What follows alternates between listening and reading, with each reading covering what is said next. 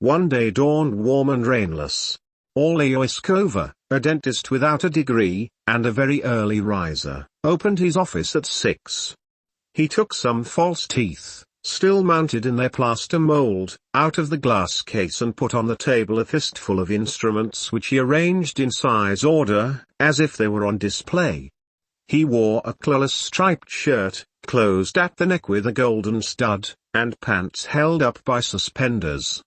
He was erect and skinny, with a look that rarely corresponded to the situation, the way deaf people have of looking. When he had things arranged on the table, he pulled the drill toward the dental chair and sat down to polish the false teeth. He seemed not to be thinking about what he was doing, but worked steadily, pumping the drill with his feet, even when he didn't need it.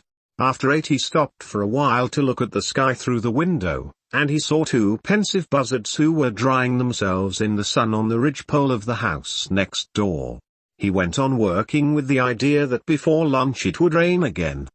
The shrill voice of his 11-year-old son interrupted his concentration. "Papa." "What?" "The mayor wants to know if you'll pull his tooth." "Tell him I'm not here." He was polishing a gold tooth. He held it at arm's length, and examined it with his eyes half closed. His son shouted again from the little waiting room. "He says you are, too, because he can hear you." The dentist kept examining the tooth. Only when he had put it on the table with the finished work did he say, "So much the better." He operated the drill again. He took several pieces of a bridge out of a cardboard box where he kept the things he still had to do and began to polish the gold. "Papa." "What?" He still hadn't changed his expression. "He says if you don't take out his tooth, he'll shoot you." Without hurrying, with an extremely tranquil movement, he stopped pedaling the drill, pushed it away from the chair, and pulled the lower drawer of the table all the way out. There was a revolver. "Okay," he said. "Tell him to come and shoot me." He rolled the chair over opposite the door, his hand resting on the edge of the drawer. The mayor appeared at the door. He had shaved the left side of his face, but the other side, swollen and in pain, had a 5-day-old beard. The dentist saw many nights of desperation in his dull eyes. He closed the drawer with his fingertips and said softly, "Sit down." "Good morning," said the mayor. "Morning," said the dentist. While the instruments were boiling, the mayor leaned his skull on the headrest of the chair and felt better. His breath was icy. It was a poor office, an old wooden chair, the pedal drill, a glass case with ceramic bottles. Opposite the chair was a window with a shoulder-high cloth curtain. When he felt the dentist approach, the mayor braced his heels and opened his mouth. Oleo Iskova turned his head toward the light. After inspecting the infected tooth, he closed the mayor's jaw with a cautious pressure of his fingers. "It has to be without anesthesia," he said. "Why?" "Because you have an abscess." The mayor looked him in the eye. "All right," he said, and tried to smile. The dentist did not return the smile. He brought the basin of sterilized instruments to the work table and took them out of the water with a pair of cold tweezers, still without hurrying.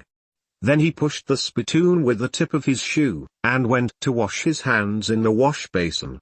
He did all this without looking at the mayor. But the mayor didn't take his eyes off him. It was a lower wisdom tooth. The dentist spread his feet and grasped the tooth with the hot forceps. The mayor seized the arms of the chair, braced his feet with all his strength, and felt an icy void in his kidneys, but didn't make a sound. The dentist moved only his wrist.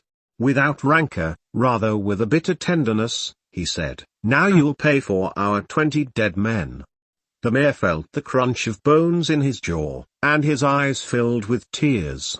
But he didn't breathe until he felt the tooth come out.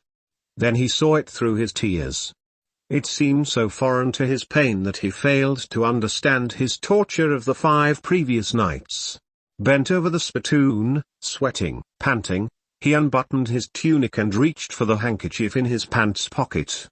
The dentist gave him a clean cloth. "Dry your tears," he said. The mayor did. He was trembling. While the dentist washed his hands, he saw the crumbling ceiling and a dusty spider web with spider eggs and dead insects. The dentist returned, drying his hands. "Go to bed," he said, "and gargle with salt water." The mayor stood up, said goodbye with a casual military salute, and walked toward the door, stretching his legs, without buttoning up his tunic. "Send the bill," he said. "To you or the town?" The mayor didn't look at him. He closed the door and said through the screen, "It's the same damn thing."